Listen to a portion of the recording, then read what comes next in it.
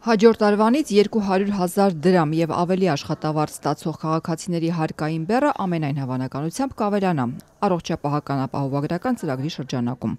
Նախագիծը դեռ օրենքի ուժ չի ստացել, բայց երեկ արդեն վարչապետ Նիկոլ Փաշինյանը առողջապահության նախարար Անահիտ Ավանեսյանի հետ քննարկում էր դրա դետալները։ Համակարգը համապարփակ չի, ինչու, որովհետեւ ոչ բոլոր ծառայություններն Մենք էլ մեզ համար դրել էինք շատ կարևոր նշաձող, որ առանձնացնենք հենց այն առաջնային կարևոր ծառայությունները։ Առաջին փուլի շահառուները մինչև 18 տարեկան երեխաներ են, 65 տարին լրացած քաղաքացիները, առաջին, երկրորդ, երրորդ կարգի հաշմանդամություն ունեցող անձինք, 28 եւ ավելի անապահովության բալ ունեցող քաղաքացիները, որոնց համար վճարվելու է պետական բյուջեից։ Նախագիծն առաջարկում է, որ հաջորդ տարի ապահովագրությունից օգտվեն նաեւ 200,000 եւ դրանից ավելի եկամուտ ունեցող քաղաքացիները։ Փաթեթի արժեքը 129,600 դրամ է, այսինքն ամեն ամիս աշխատավարձից կպահվի 10,800 դրամ։ Ֆիքսենք, որ բոլորի համար փաթեթի արժեքը նույնն է եղելու։ Բոլոր սոցիալական երկրներում հարուստները վճարում են աղքատների համար։ Մեր երկրում հակառակն է, աղքատները վճարելու են հարուստների համար, որովհետև 200,000 ստացող աշխատավարձ քաղաքացին եւ 3 միլիոն 4 միլիոն ստացող քաղաքացին վճարելու են նույն ապահովագրավճարը։ Առողջության իրավունք հասարակական կազմակերպության նախագահ Անուշ Պողոսյանը սա ընդհանրապես նոր հարկատեսակ է համարում, որով փաստացի խախտվում է սոցիալական հավասարության սկզբունքը։ Վարչապետի հետ քննարկման ընթացքում նախարար Ավանեսյանը պնդում էր, թե սոցիալական կրեդիտներ են գործելու, կրճատվելու են զինապահ հիմնադրամին ուղղվող գումարները, օրինակ մինչև 1 միլիոն դրամ աշխատավարձ ստացողները նորից 1000 դրամ կվճարեն հիմնադրամին։ Հայտարարագիր ներկայացած քաղաքացիներն էլ կօգտվեն սոցիալական կրեդիտներից։ Ամսական թույլ ենք տալու 6,000 դրամ հետ ստանալ սոցիալական կրեդիտներից։ 500 դրամ է վճարում։ Բոլոր այն քաղաքացիները, որոնք որ եկամտահարկի վերադարձով վերցրել են տներ, երեխաների վարձի վերադարձի այդ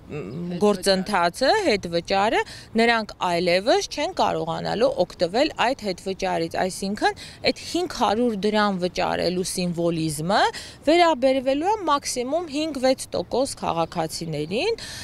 եւ այո, սա մեծ բեռ է լինելու քաղաքացիների համար եւ ամենակարևորը քաղաքացին չի ստանալու այն անհրաժեշտ բուժօգնությունը, որը որ պետք է ստանա։ Իսկ ինչ են ստանալու աշխատող այդ քաղաքացիները, որոնք ապահովագրության համար 2026 թվականից պետք է պարտադիր վճար կատարեն։ Տարեկան մեկ անգամ այդ չեքափը անցնելը եւ նաեւ ըստ տարիքի եւ սերի սկրինինգային ծրագիր անցնելը դառնալու է պարտադիր։ Երբ որ այս համակարգով մենք մարդուն ասում ենք, որ հայտնաբերման պարագայում այնուամենայնիվ հիվանդությունների մի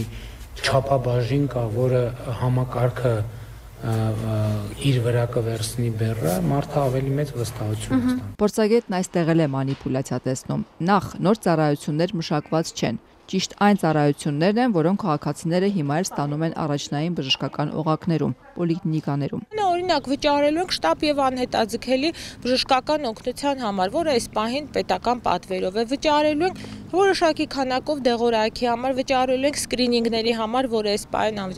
եթե դուք ուզում եք ավելի համապարփակ ապահովագրություն, կա նաև մասնավոր ապահովագրական ընկերություններ։ Դուք կարող եք գնալ նաև այլ ծառայություններ գնել մասնավոր ապահովագրական ընկերություններից։ Այստեղ է խնդիրը, որ չի ծածկողունակությունը փակում։ Փորձագետի պնդմամբ կառավարությունը ընտրություններին ընդառաջ հեղափոխական կոչվող այս ծրագրի տակ ներկայացնում է ընդհանրապես գործող պետպատվերի համակարգը։ Պարզապես հաջորդ տարվանից այն աշխատելու է 200,000 դրամ եւ ավելին ստացող քաղաքացիների հաշվին։ Լսելու են հիվանդանոցում նույն արտահայտությունները, ինչ որ լսում են այսօր, այսինքն սահմանափակ բյուջեի սկզբունք կա եւ մենք լսելու ենք ապահովագրությունը վերջացել է, դեղերի համար փոխհատուցում ենք 30%-ը համավճարները մուծեք եւ մեծ թվով համավճարի խնդիր են առաջ դնելու, այսինքն բեռը պետությունը իր վրա չի վերցնում ամբողջությամբ։ Մեկը բարեփոխումը պետք է կյանքի իր խնդրին հանդիպի, որ ինքը սկսի ձևավորվել, ձևակերպվել։ Տնենք չի, որ մեկ էլ հաջորդ օրը արթնանալու ենք եւ տեսնելու ենք,